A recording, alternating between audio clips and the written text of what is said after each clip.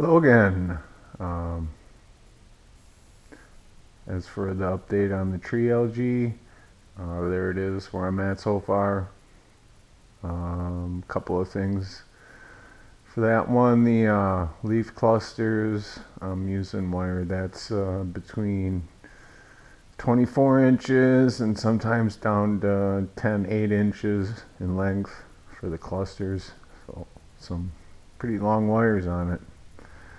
But at any rate, your question about the plastic jig that one could use when building the trunk and the main branches. Yeah, this is what I came up with, and I used it on this tree, except I came up with the idea after I had all the wire already loaded into the jig and was starting to twist it. So the use of it was a little screwy. Next time I start a tree, I'll make videos on how to use this properly.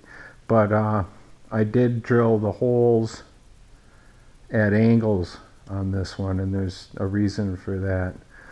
But and also it's segmented, you know, so you can put it off and on the trunk. And the other reason it's segmented is sometimes it's good to be able to bring a wire from the center out of the jig and not have it in the holes, because and that's the reason why it's a donut. Especially when you're doing a trunk with many strands, you want the outside strands to have a different frequency of twist than the inner strands. And sometimes it's good to go with a higher frequency on the inside, actually. Sometimes, like maybe right before you pull off a large branch from the trunk. Part of the reason I'm going through all this, maybe some people call goofy stuff that I don't need to do, is because I want to build these to be really strong. I want my branches to not be able to pull away from the trunk, or I don't want my branches slowly over time spinning. And the larger you go with the tree, the more increasingly important that is.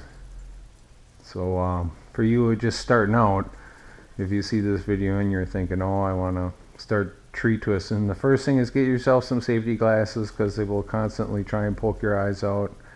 And when you're working on it, if your tool slips, it always seems to go right back at your face. So get some eye protection. And go back and watch some of my first videos, because if you try and start a big one that's really complex, it's probably not going to turn out too well. You'll get frustrated. Learn the basics first. Or if you're adventurous or think you're really smart, what the heck, go for a big one. Have fun. But at any rate, yeah, let's see if I can get in here, maybe get a better shot of some of those splits.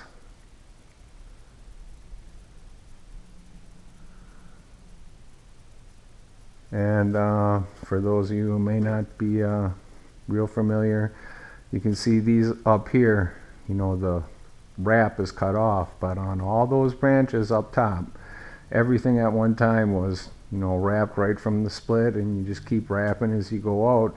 But the larger a branch is, the more important it is to cut the wrap off as you go along, for two reasons.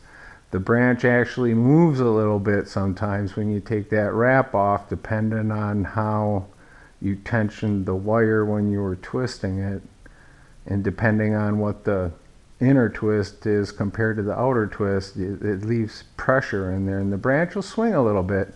And you'd be surprised if you got a whole bunch of leaves made, and you go and cut that off, and all of a sudden, all your leaves are a little crooked. It's a real bummer. So that's another hot tip, especially when you're working bigger and bigger. But if you have any questions on this, you want me to go into something more detail while I'm working on these branches, ask your question quick. Well, not really, well, relatively quick, because I'm getting to the point where I probably start going pretty fast now. Things are usually really slow working on the tree, but as you get more and more of it done, it's kind of like a chess game. The moves keep coming faster and faster at the end of the game. Hope everybody's having fun. Hopefully I don't need to shoot this video twice. Bye.